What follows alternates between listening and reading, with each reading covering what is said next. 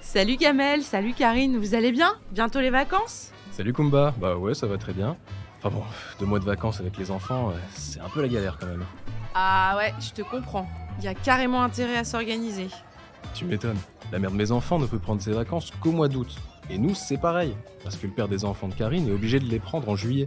Oula! Bon, finalement, maman solo, c'est peut-être plus simple, hein.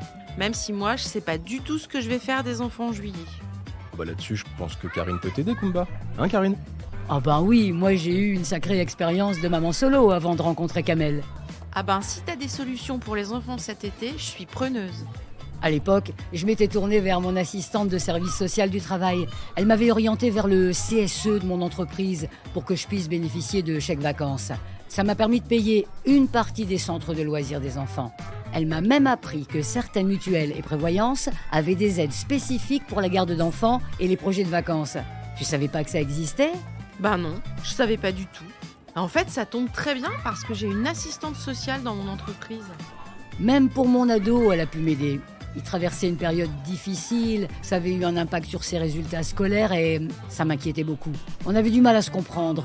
Quand je lui en ai parlé, elle a pu m'orienter vers une médiation familiale. Ça a permis de rétablir une bonne communication entre nous et depuis, je t'avoue que j'hésite pas à me tourner vers elle. Ah bah heureusement, mon petit Nour n'en est pas encore là.